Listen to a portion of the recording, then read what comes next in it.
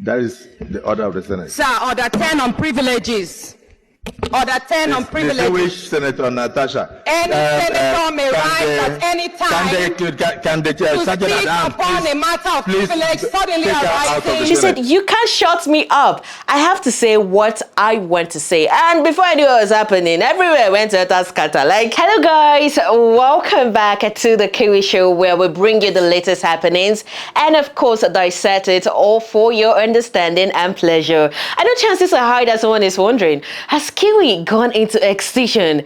No, darling, it hasn't. You know, just the way our Nigerian lawmakers would from time to time go on recess, that was what actually happened with Kiwi. So Kiwi went on recess, and right about now, Kiwi is back. And Kiwi is back to bringing you all the juicy content, giving it to you back to back, just exactly the way you love it. So, if you haven't subscribed yet to this channel, this is the perfect time for you to do so. Please subscribe, and do not forget to share. And also, we've got the bell button there. Click that bell button so you easily get notified whenever we post any of our content. And please, again, help us to tell a friend to tell a friend to tell a friend that Kiwi is back. Now, Kiwi came back with a lot of surprises, and definitely this beautiful face you are seeing is one of the surprises that Kiwi came back with. My name is Rochelle, and henceforth you would have me to contend with right here on the show. Don't mind me, I'm just checking. All right, now let's get straight to business and let you into what exactly it is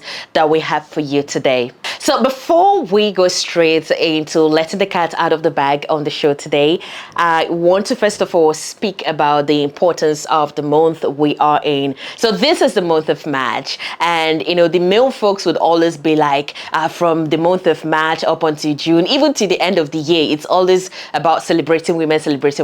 So in case you don't know, we've started the celebration of women. So the month of March has been tagged Women's History Month, a month to celebrate women's achievement in all spheres of life, and also, you know, the ones that have played indelible roles when it comes to breaking barriers, when it comes to making big moves out there, when it comes to being audacious, courageous, and being themselves. This is the month to celebrate them. It's quite unfortunate that in this month of March that we are supposed to celebrate women and also encourage them to come out, you know, to strive more, to do more things, especially the things that have been tagged, oh, this is just for the males, and a woman cannot do this. So this is the month we are supposed to encourage them to do it. But it's really unfortunate that in this month, we are subjecting these women to a particular place they are trying to come out from. If you are very, you know, aware of the recent things happening in Nigeria, you're going to know what I am referring to right now. In the very recent time, we've seen some drama that I would use the words distasteful, discouraging, and embarrassing, you know, to describe play out in the Hollow Red Chamber. So it happened that sometime in February 2025, tensions flared during the 10th Senate plenary over seating arrangements. I know you're surprised. Yes, you heard me correctly, seating arrangements. And this led to a heated exchange between the senator representing Kogi Central in the person of Senator Natasha Akpoti-Uduaghan, and of course, our amiable Senate President, Senator APKABIO. So in the course of the whole exchange, oh, why did he change my seat? You know, the controversy started growing, and before we knew what was happening, it grew to something else. And in a course to quell it, the chief whip came into the picture. He tried explaining, okay, this is the reason behind this. You know, he gave clarifications why there was a change of the seat. But it seemed like Senator Natasha wasn't even having it, because she raised her hand to talk, and the Senate President, you know, in his usual way, you know, if you follow the activities in the Red Chamber, you would know that when it comes to female, I'm not trying to be biased here, but when it comes to females, the Senate President has a particular way he acts. And then when it comes to the males, it's like, oh, okay, I just have to act this way, like this selective way of acting. So she raised her hand to say something, and he just shushed her. Natasha, please, you are not recognized to speak from there. Senator Natasha, being someone who loves to be heard, she went ahead to voice what she wanted to voice. That is the order of the Senate. Sir, order 10 on privileges. Order 10 on privileges. Distinguished Senator Natasha. Any senator may rise at any time to speak upon a matter of privilege suddenly arising. She said, you can't shut me up. I have to say what I want to say. And before I knew what was happening, everywhere went to utter scatter. Like, you could see the red chamber turned into something else. And from there, it made its way to the news. People started talking about it. And afterwards, Senator Natasha didn't end there. She appeared on a live broadcast to give us a further information about what happened, because as they usually say, there can never be a smoke without a fire. He got to this particular sitting room and he said, do you like my house? I said, of course, sir. Every room, beautiful, nice interior, quality taste. He said, now that you're a senator, I'm going to create a time for us to come spend quality moments here. You will enjoy it. At that point, I just pulled away and I was like, I don't really understand what exactly that meant. So something must have actually triggered her to talk that way to the Senate president. So from her narration that the Senate president has on 2 different occasions sexually harassed her. 1 was in the presence of her husband. 2 was when the Senate president called her to his office and said, if you know that you want to go far in this particular thing, this is what you have to do. If not, you ain't going nowhere. So she said, feeling that since she said no, since she did not agree to dance to the tune of his music, the Senate president somehow started sidelining her and making sure that what is supposed to come to her office doesn't come to her office. And this pained her very well, according to her, because it's not just her in the picture. She is there to represent people. She is there to represent her constituency. Then the next session, the next plenary session, she came back, and this time around, she came back with, I don't know, like for me, like she saw the session as, okay, this is a battleground and I am coming to fight my way out. So she came and then wrote a petition accusing the Senate president of sexually harassing her. She submitted the petition. The petition was kicked out for some reasons. First and foremost, the Senate said she was not supposed to sign that petition. It's not done that way. And then again, the case is before court, so she's not supposed to bring it to the Senate. And because of it, it was ruled out. So the next day, she came back again with that same petition signed by one of her constituents. So that is how we got to where we are today. She also was made to face a committee. And from facing the committee, she landed herself 6-month suspension. The Senate do suspend Senator Natasha Agbochu-Uduaghan for 6 months for a total violation of the Senate Standing Rules 2023 as amended for bringing the presiding officer and the entire Nigerian Senate in general to a public opprobrium. Those in support of prayer will say aye. Aye. Those against say nay. With all the rights, all the privileges, all her security aids, everything withdrawn from her. She's not even supposed to be seen near the National Assembly, the premises. She's not supposed to come close. And this has left so many persons wondering, okay, what actually led us to this place? Because at this point as Nigeria, we ought to have overgrown the stage.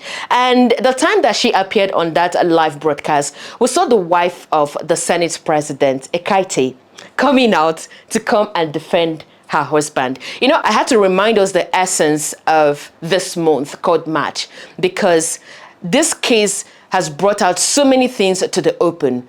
It's like something that we've been trying to hide, and it came and opened all of it. Now, I know it's very common for a partner to defend his or her partner when they are being dragged in the public. But this thing of women always running, like being the first, oh, let me come and defend my husband. I can't allow people, even when you know that your husband is guilty of whatever he's been accused of. I'm not saying that the Senate president is guilty, but I'm just giving a general example. You just come out, oh, you want to defend him. Now, the Senate president was accused of sexual harassment. He did not deem it fit, to come talk and say, oh, no, this thing you said is false, until they came for plenary. Then the wife now granted a press briefing, called everybody, all right, you should come, let me go and, let the whole world know that my husband exonerates him from this particular accusation. And it did not even end there. You now went ahead to now even slam, like you sued Senator Natasha for defamation. Were you the person that was actually accused?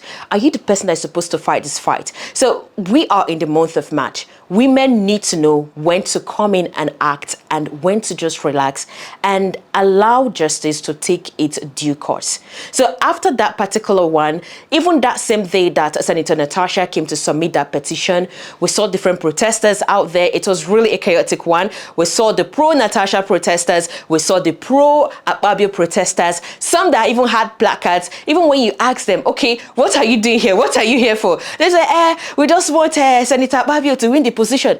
You don't know what's happening. Then who is Senator Natasha? You're carrying the placard. You don't even know what exactly is happening. So this particular incident opened a whole lot. Now, I'm going to be taking it bit by bit because we are asking questions. Same with me, I am asking questions as well. It's that month of celebrating women. Why does it look like the Senate president, the political space here in Nigeria, we do not value women? If you even look at the representation of females in the House of Assembly for that particular Senate, it's just 4 women. When I mean 4, I mean 1, 2, 3, 4. 4 out of 109 senators. It used to be 109, but of Senator Ifeanyi Uba of blessed memory. He's no longer here with us, so it's now 108. So look at the ratio, 108 minus 4. Doesn't that tell you that there is fire on the mountain and Nigeria needs to act up? We need to do something. And then the few persons that we have there, they are not even given that liberty for them to fully express themselves or for them to do what they are supposed to do. This same Senate president we are talking about a few months ago also had his own thing with Senator Ireti Kingibe, because of the demolition that the Minister of FCT was carrying out that particular time. And we saw how it ended. We also saw how Senator Natasha tried coming in. I mean, it's women supporting women.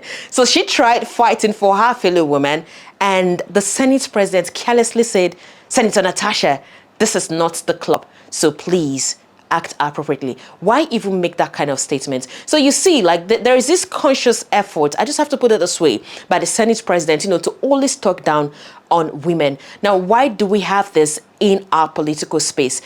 Even in some political arenas, right, there are certain positions that women are not allowed to get to. This is where you are going to stop.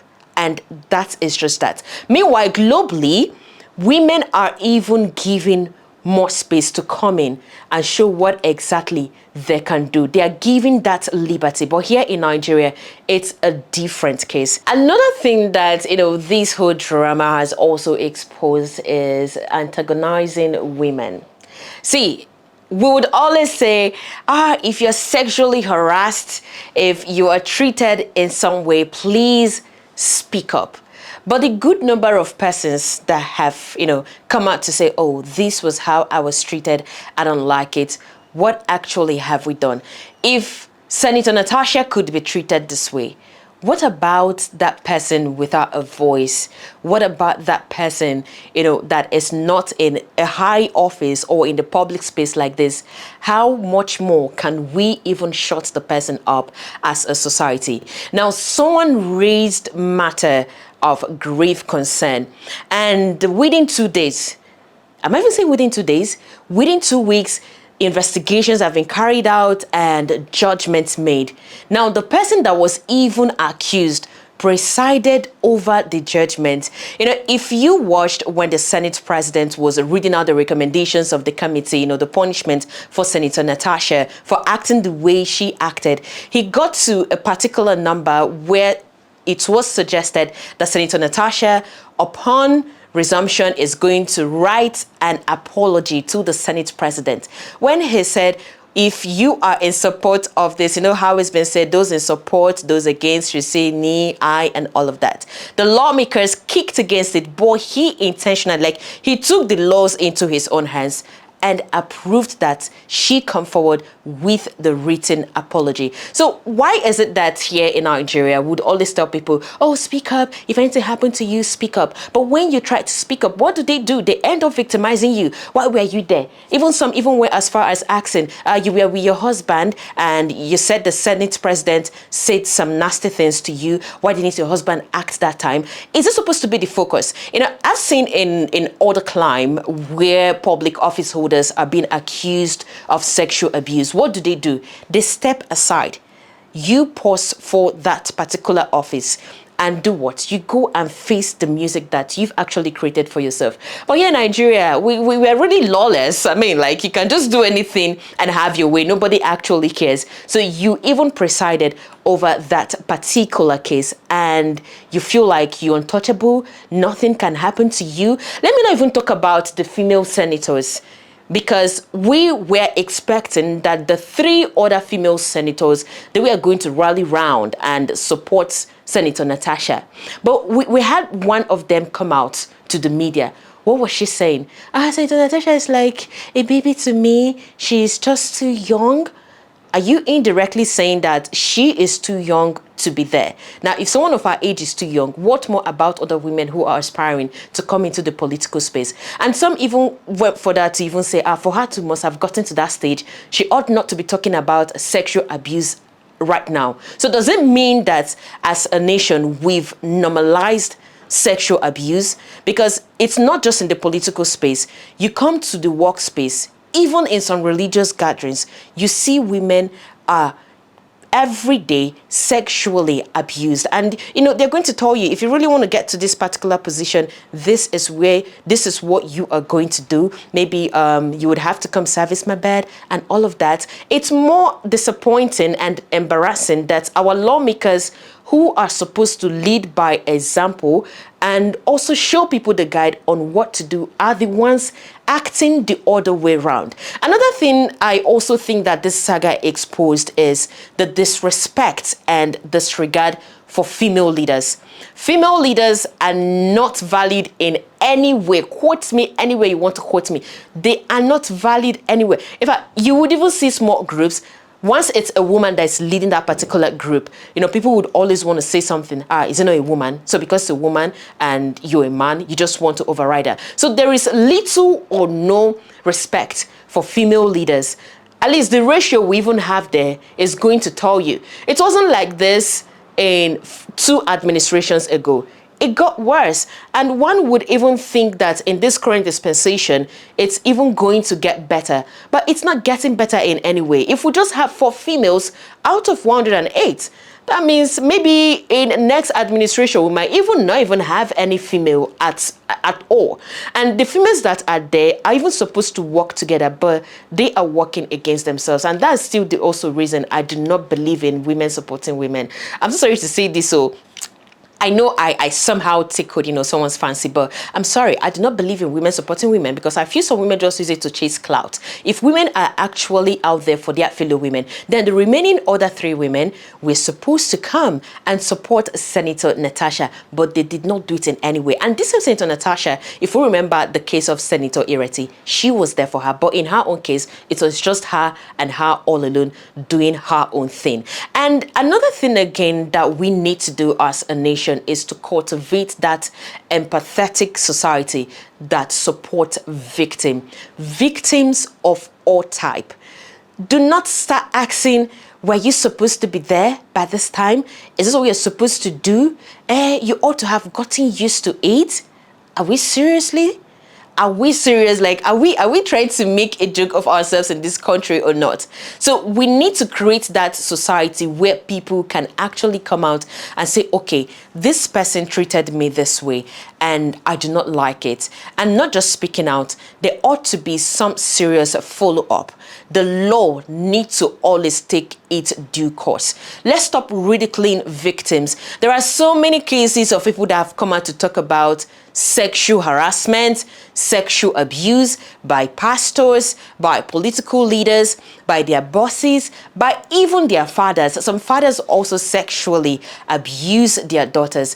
And what did we do? We end up sweeping everything under the carpet and even making these people to regret why they ever came out to speak out. I don't know if after this whole thing, if Senator Natasha is ever going to have the courage, but I think she is, because for her to even do what she did, for her to even go to this extent, that means she is coming back stronger. And before she left, the plenary, the day this judgment was passed, she said, I am not backing out. See all of you in court. So this whole saga, it brings to the forefront the need for us to place some value. When I mean value, I mean high value as women are involved.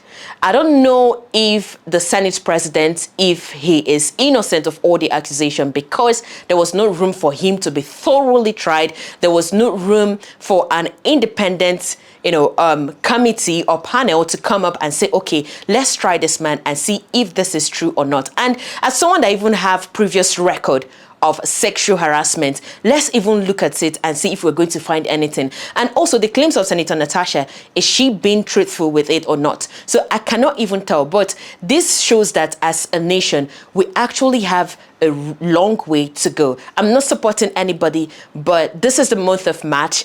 This is a call for all of us to come out and look at how we treat our women, and also ask ourselves questions as a nation. Are we really law-abiding? Are we in a democratic state? Because it's still a democratic state, but it's like the power is just for few persons to exercise. The laws are just made for certain persons. Why the other person, all they do is just do their thing, have their way, and tomorrow these high persons expect, the poor masses expect the lawman to do the right thing or to be a law-abiding citizen. Meanwhile, on the high space, you have made a caricature of the Constitution of Nigeria. You have made a caricature of our law. I don't know where this leaves us as a nation, but I hope that we are going to get it right. Yeah, we all keep hoping that one day we are going to get it right here in Nigeria. And that's just that on the show today. Thank you very much for sticking around. Please do not forget to click the subscribe button and of course turn on the notification button as well, so you get notified anytime we drop our content. My name is Rochelle. See you some other time. Bye.